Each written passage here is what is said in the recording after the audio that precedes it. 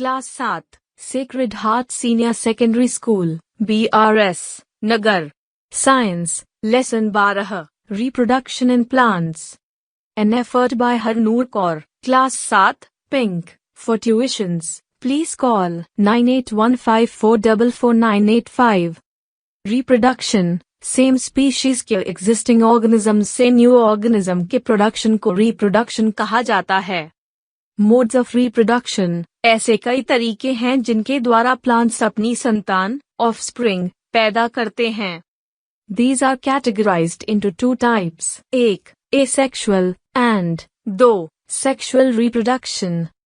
Asexual reproduction में पौधे बिना बीज के नए पौधों को जन्म दे सकते हैं, जबकि सेक्सुअल रिप्रोडक्शन में नए प्लांट्स बीज से प्राप्त होते हैं। 1. Asexual reproduction. Asexual reproduction के कई तरीके हैं जैसे Vegetative propagation, budding, fragmentation, spore formation. यह एक प्रकार का एसेक्सुअल रिप्रोडक्शन है जिसमें नए plants, roots, stems, leaves and buds से प्रोड्यूस होते हैं। Since reproduction is through the vegetative parts of the plant, it is known as vegetative propagation.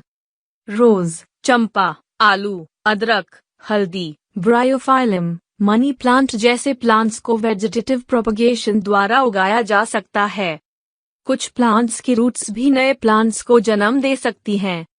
शकरकंद, स्वीट पोटैटो और डेलिया इसके एग्जाम्पल्स हैं। The stems, roots and leaves are called vegetative parts of a plant because they may contain vegetative buds. Plants produced by vegetative propagation take less time to grow and bear flowers and fruits earlier than those produced from seeds. The new plants are exact copies of the parent plant, as they are produced from a single parent. Budding, yeast cell से निकलने वाले छोटे bulb like projection को बड कहा जाता है। बड धीरे धीरे बढ़ती है और पेरेंट सेल से अलग हो जाती है और एक नया यीस्ट सेल बनाती है। नई यीस्ट सेल बढ़ती है, मैच्योर होती है और अधिक यीस्ट सेल्स पैदा करती है। कभी कभी बड से एक और बड निकलती है जो बड्स की एक चेन बनाती है। यदि यह प्रोसेस कंटिन्यू रहती है तो थोड़े समय में बड़ी संख्या में यीस्ट सेल्स प्रोड्यूस होती हैं। Fragmentation, when water and nutrients are available, algae grow and multiply rapidly.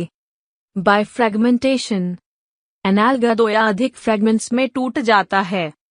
ये फ्रैगमेंट्स या टुकड़े नए इंडिविजुअल्स में ग्रो होते हैं। दिस प्रोसेस कंटिन्यूज और वे थोड़े समय में एक लार्ज एरिया को कवर करते हैं।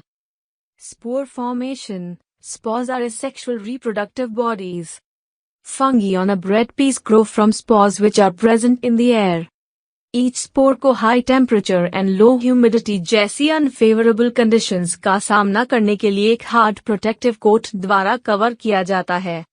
इसलिए वे लंबे समय तक जीवित रह सकते हैं। Under favorable conditions, a spore germinates and develops into a new individual. Moss and ferns जैसे प्लांट्स भी स्पोर्स माध्यम से रिप्रोड्यूस करते हैं। 2. Sexual reproduction. फ्लावर्स एक पौधे के रिप्रोडक्टिव पार्ट्स होते हैं। Stamens are the male reproductive part and pistil is the female reproductive part. Anther में पॉलन ग्रेन्स होते हैं जो मेल गैमीट्स पैदा करते हैं।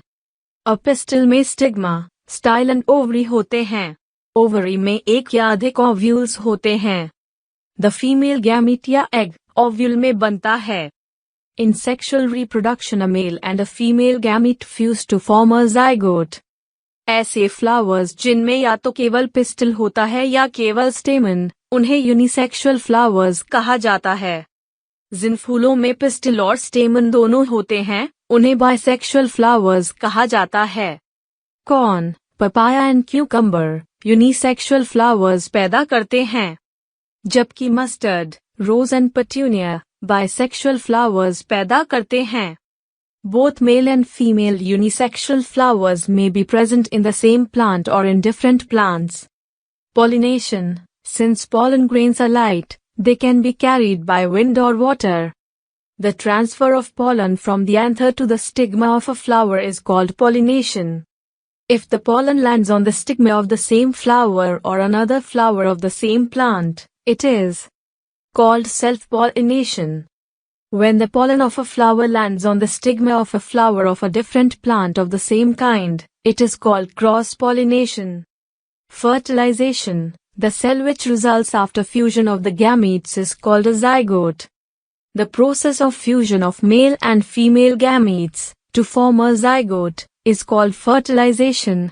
The zygote develops into an embryo. Fruits and seed formation.